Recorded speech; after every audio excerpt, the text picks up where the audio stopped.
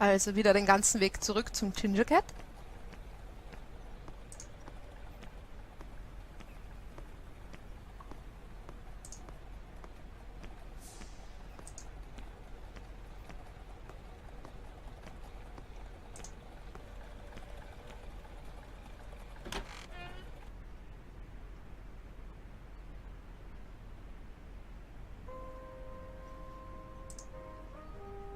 How do you do, Mr. Fraser?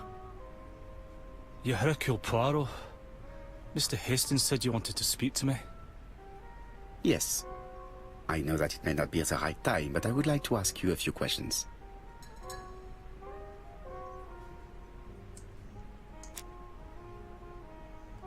This man looks suspicious.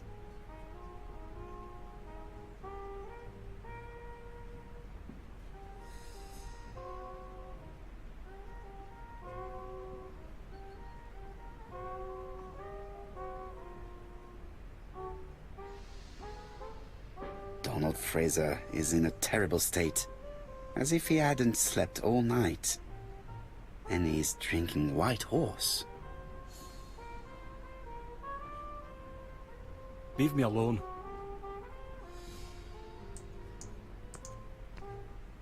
Tell me that it's a mistake. That Betty isn't dead. Sadly, your lady friend has been murdered, Mr. Fraser. Oh, Betty, if only you'd listened.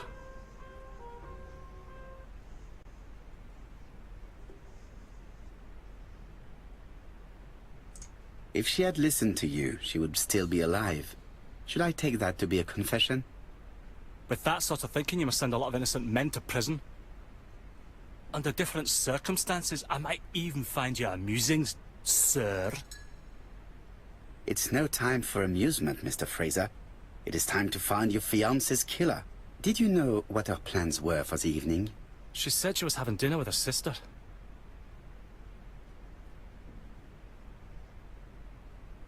Yet, Megan only returned to Bexhill this morning, Mr. Fraser.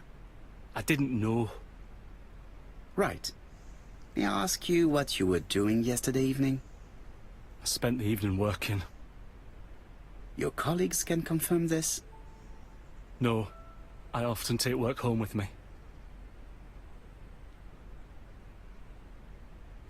You are lying, Mr. Fraser. As was Betty when she hid the fact from you that she was seeing other men.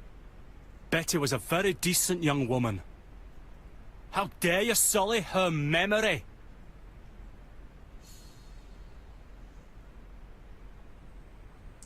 I am not interested in memories of her, Mr. Fraser. I am looking for a killer, and I need you to be my closest ally. That is, unless you have something to hide. Of course I don't. Très bien. So, what were we saying? Where were you yesterday evening? I looked everywhere for her, but in vain. When she said she was going to have dinner with her sister on a weekday, I thought it was strange. I tried not to think about it, but I was like a lion in a cage. I was convinced she was lying. So I went round all the restaurants in the town. When I didn't find her, I went to the next town. But nothing. I must have got home about midnight or 1 o'clock. Did anybody see you? I don't think so. I didn't talk to anybody. I was so furious.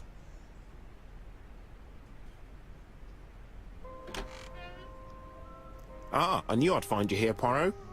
I thought the victim's young man was here. Yes, he's all yours, Chief Inspector. Let us now try and get our brain cells to work. Hatte Donald ein Motiv für den Mord an Betty? Also Betty ging häufig aus.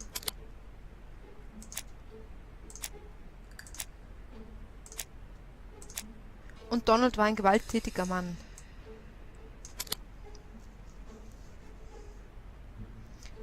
Hat Donald ein Alibi?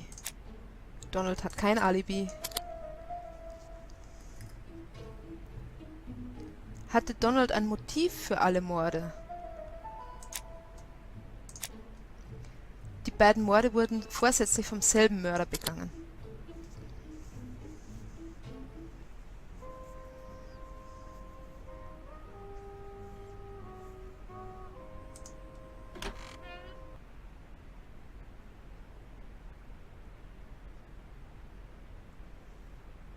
Fraser doesn't have an alibi and he's extremely jealous. You are very skilled at summing up. And yet you haven't asked Jap to arrest him. It is too soon. But I agree, without the letters announcing the crimes, Fraser would already be behind bars. Bon, I think we have enough elements. Let's reconstruct the events at the scene of the crime. I can't imagine how the murderer wasn't seen, though. Surely she must have struggled. Let us try and imagine the scene.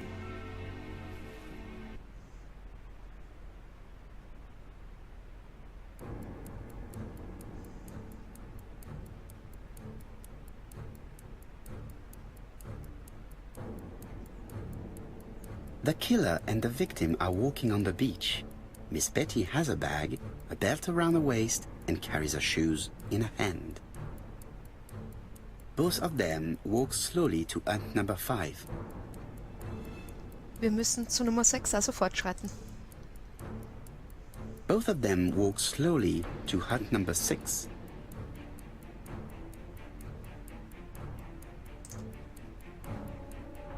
Miss Betty enters the hut. She leaves without her belongings. Then she hides a code.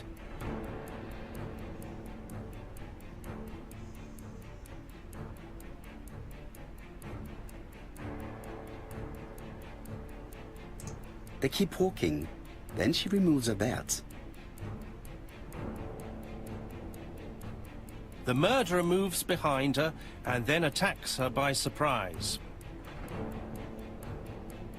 The body falls, lifeless, on the sand. Everything appears to match the crime scene, mon cher Hastings. That is exactly what happened.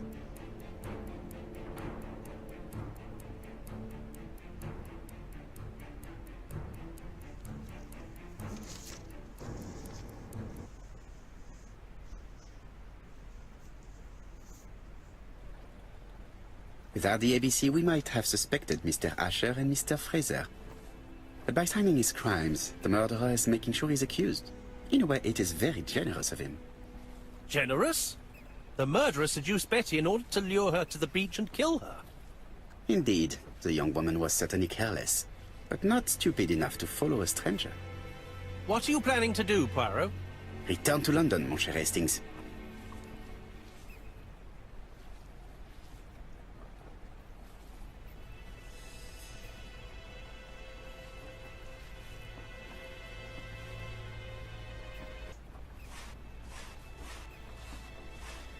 So, wir müssen also jetzt zurückgehen nach London.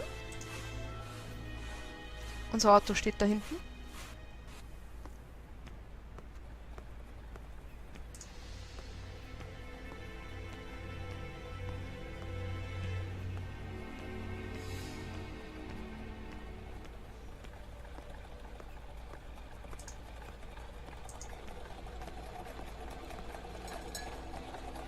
Right, back to London.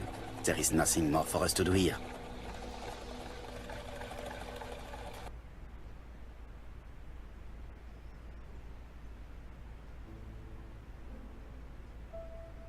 Jap has decided to reveal details to the press. The alphabet murder is now famous. It is not a bad idea. The more people who know, the greater our chances of finding out something of interest. Poirot, I have a bad feeling.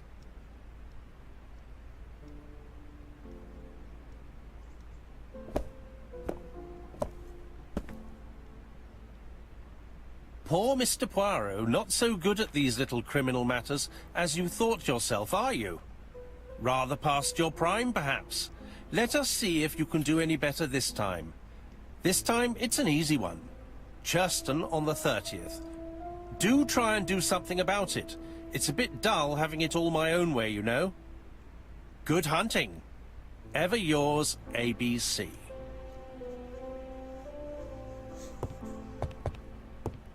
Good hunting. Did you hear that, Poirot? The murderer seems to be taking it all as a game, a challenge. He will strike on 30th in Churston. We must warn Scotland Yard. No time to lose. We must prepare our suitcases for Churston. Mon Dieu, it is already 10 o'clock. I will call Scotland Yard immediately.